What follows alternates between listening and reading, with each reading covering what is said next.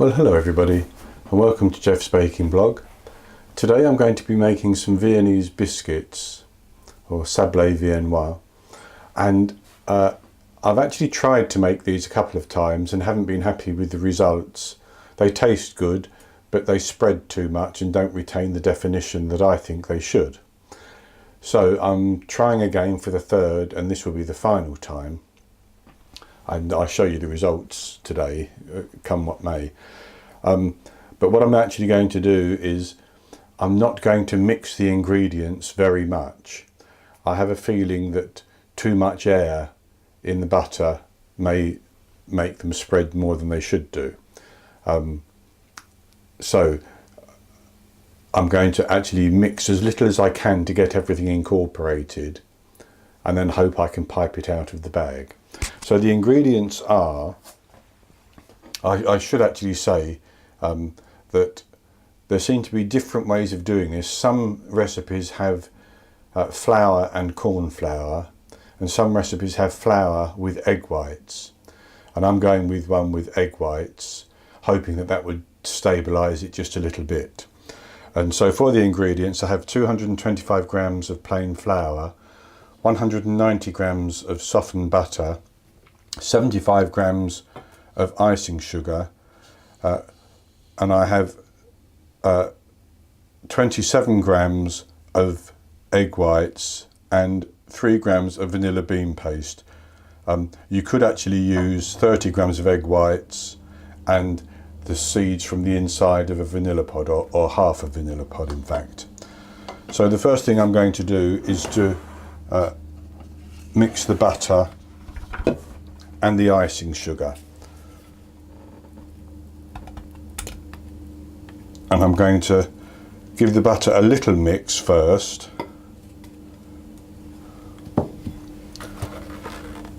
On slow, just to make sure that it's soft enough.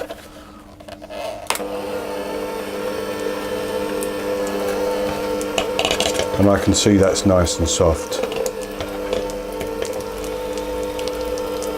So I'm going to put the icing sugar in straight away.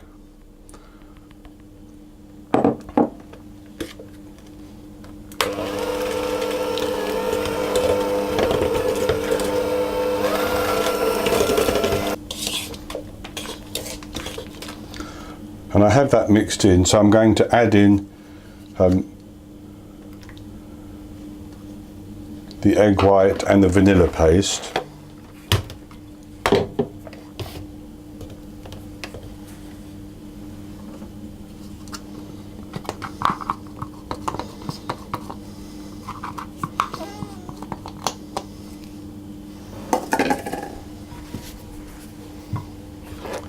And mix that on slow as well.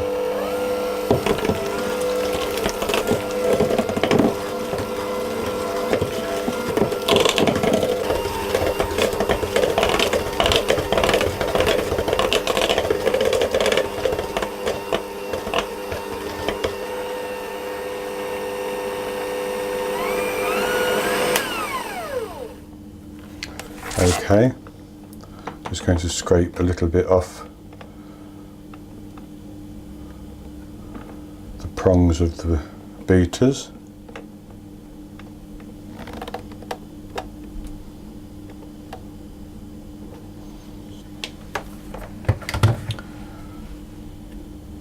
And then I'm going to put the flour in. Oh, I forgot to mention it needs a pinch of salt as well, so I'm going to put that into the flour.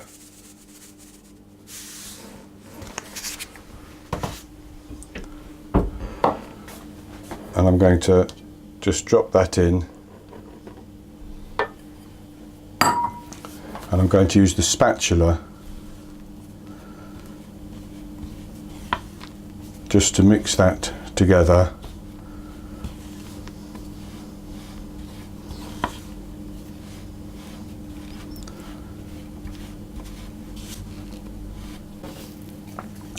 And so I've just simply pressed the flour into the butter mixture until it's like that. And I'm going to put that into a piping bag and my piping bag has a 1M star nozzle on it, like that.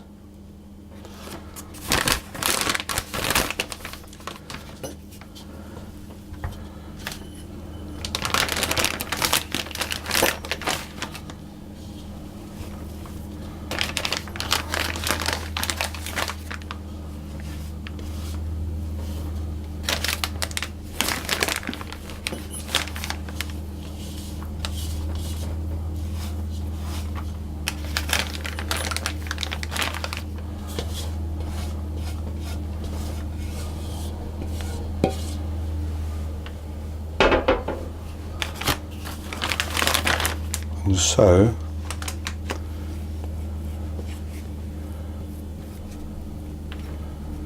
having got the cookie dough into the bag,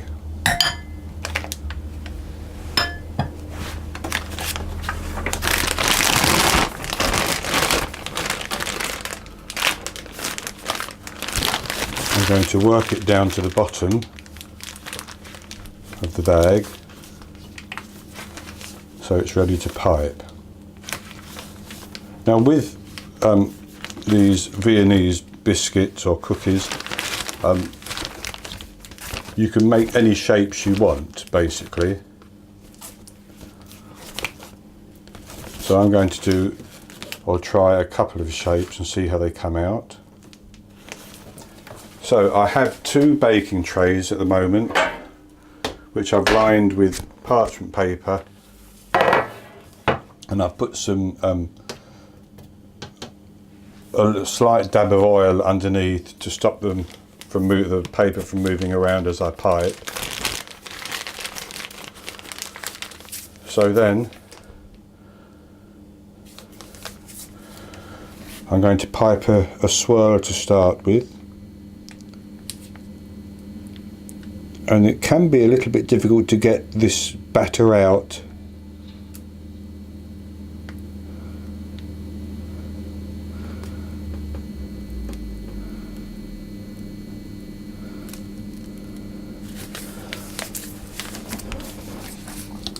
And you need to leave some space because they're likely to spread a little bit.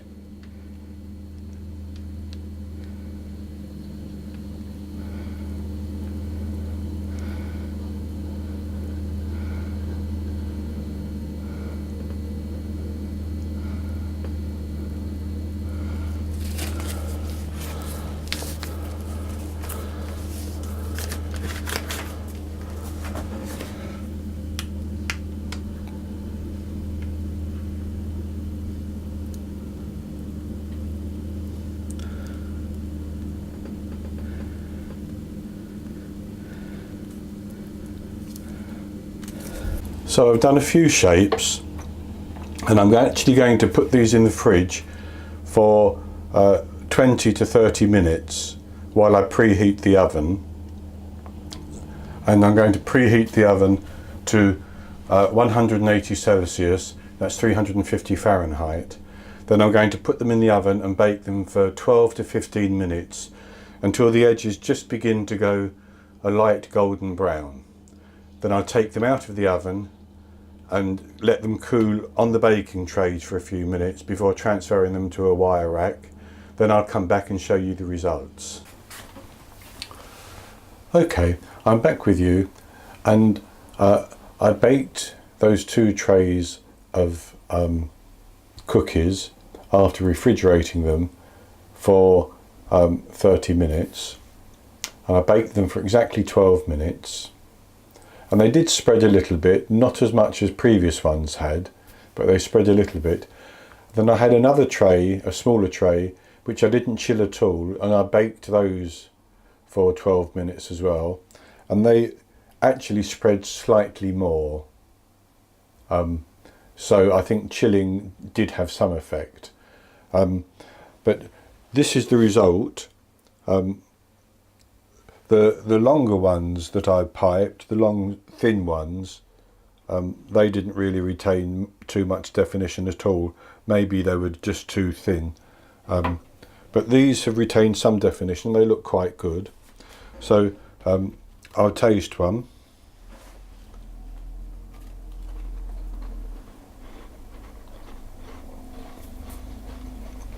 Nice and crispy. It almost melts in the mouth with that lovely buttery taste. So they are very good indeed. It's just a question of working out precisely how to get them to retain the shape. But I've watched videos of professionals doing it, and they do lose some shape. Maybe trying the recipe with corn flour instead of egg whites might actually make a difference. I don't know. But that's it for today's recipe. I hope you've enjoyed the video, and if you have, please give me the thumbs up and click to subscribe to my YouTube channel. In the top right hand corner of the screen there'll be an eye that will take you to my blog where you can see the recipe, and I'll also put a link to that below the video, and I'll be back very soon with another video. So until then, happy baking.